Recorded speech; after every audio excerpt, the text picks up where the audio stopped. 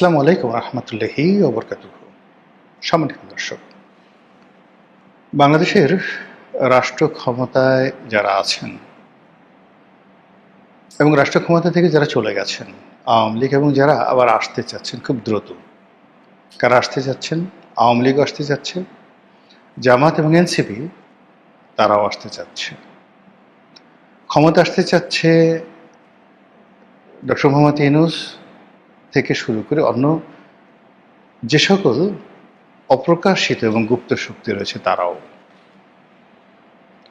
ফলে আমাদের এই বাংলায় এই মুহূর্তে যে সমস্যাগুলো দেখা দিচ্ছে, এত সমস্যা আমি আমার জীবদ্দশায় দেখিনি।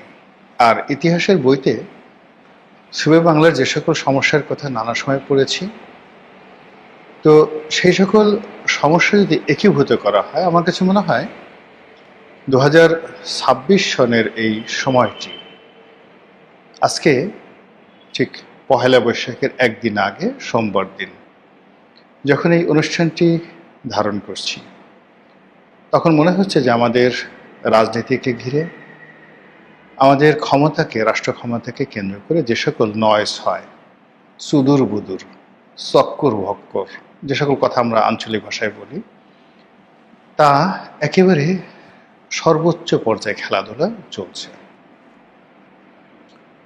সংসদের বিরোধী দল জামাত এবং এনসিপি তারা স্পষ্টভাবেই এখন সরকারের দিকে আঙ্গুল উঁচু করছে, বলার চেষ্টা করছে যে কথা দিয়ে আপনারা কথা রাখেননি। আবার এনসিপিরই অন্য একজন নেতা বেশ কয়েকদিন আগে তিনি একটি স্ট্যাটাস দিয়ে সরকারকে বলার চেষ্টা করছেন এবং বিরোধী দলকে আক্রমণ করে বলার চেষ্টা করছেন যে তাদের মধ্যে যে সমঝোতা হয়েছে, ক্ষমতার ভাগাভাগি এবং আসন ভাগাভাগি এবং একটি সমঝোতার নির্বাচন, সেই নির্বাচনে ছাত্রদেরকে, বিপ্লবীদেরকে এত সস্তা এবং এত কম মূল্যে বিক্রি করা হয়েছে, যার জন্য সেই ছাত্রনেতা তিনি বলছেন যে আমার আফসোস লাগছে, মায়া লাগছে ছাত্রদের জন্য। তো এরকম অসংখ্য ঘটনা আপনারা দেখতে পাবেন যে ঈদ শেষ হতে না হতেই, অর্থাৎ পবিত্র ঈদ উল ফিতর শেষ হতে না হতেই রাজনৈতিক যারা নেতৃবৃন্দ রয়েছেন তারা তাদের কথা এবং ভাষা পরিবর্তন করে ফেলেছেন। জামাত তাদের যে সকল প্রক্সি সংগঠন রয়েছে সেগুলো, এবং ছোট ছোট দলের বড় বড় নেতা, তারা অকথ্য, অশ্লীল, অশ্রাব্য ভাষায় বিএনপিকে আক্রমণ করছে এবং বিএনপির যে সকল শীর্ষ নেতা রয়েছেন, যেমন তারেক রহমান সাহেব আছেন, সালাউদ্দিন সাহেব আছেন, আমির খসরু মাহমুদ চৌধুরী সাহেব আছেন, তাদের ছেলের সন্তান এবং আরও অনেক তাদের একান্ত ব্যক্তিগত যাদের সঙ্গে, নারী এবং পুরুষ যাদের সাথে সম্পর্ক রয়েছে, তাদেরকে খোঁটা দিয়ে নানা রকম কথাবার্তা বলা হচ্ছে। এর মধ্যে আইনমন্ত্রী এবং স্বরাষ্ট্রমন্ত্রী এই দুইজন বিরোধী দলের আক্রমণের একেবারে সর্বোচ্চ লক্ষ্যবস্তু। কতগুলো বিষয়, প্রকাশ্য যে বিষয়, সে বিষয়গুলো নিয়ে তাদের দ্বন্দ্ব সংঘাত হচ্ছে, যেমন জুলাই সনদ, সংস্কার প্রস্তাব ইত্যাদি। কিন্তু পর্দার আড়ালে যে বিষয়গুলো নিয়ে তাদের মধ্যে দ্বন্দ্ব এবং সংঘাত, সেটার মূল বিষয় ছিল যে তাদের ক্ষমতার ভাগাভাগির একটা সমঝোতা ছিল। সংসদের ডেপুটি স্পিকার এই পদটা নয়, এটি জাতীয় সরকারের প্রস্তাবনা ছিল।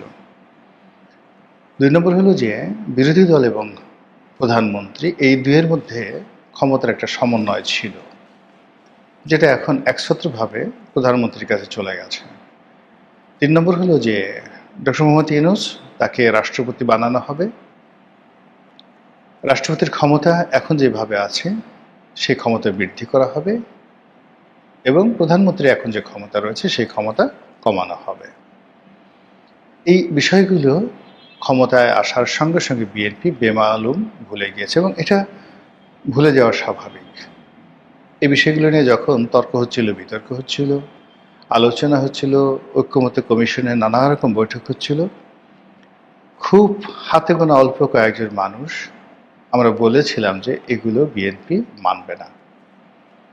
বিএনপি শুধুমাত্র কালক্ষেপণ করার জন্য বা যে কোনো মূল্যে নির্বাচনটি অনুষ্ঠানের জন্য যতটুকু কৌশলী হওয়া দরকার, যতটুকু নেগোশিয়েবল পাওয়ার তাদের থাকা দরকার, ঠিক ততটুকুই তারা প্রদর্শন করেছে এবং তারা তাদের সর্বোচ্চ অভিনয় দক্ষতা দ্বারা প্রতিপক্ষকে রীতিমতো বেকুব বানিয়ে দিয়েছে। তারা নিজেদেরকে সহজ সরল, ইনোসেন্ট, সাধ্য তেঁতুলের বেশি, সদ্য প্রসূত নবজাতক সন্তান, তাদের মধ্যে যে ধরনের একটা পবিত্র ভাব থাকে, ওইরকম বিএনপির অনেক নেতা নিজেদেরকে ওইভাবে উপস্থাপন করেছেন। তারা কোনো অবস্থাতে বিদ্রোহে যাননি, বিপ্লবে যাননি এবং সরকারের সঙ্গে অর্থাৎ ইউনূস সরকারের সঙ্গে কনফ্লিক্ট এবং কন্ট্রাডিকশনে যাননি। ফলে কি হলো, তারা বিজয়ী হয়েছেন কৌশলে।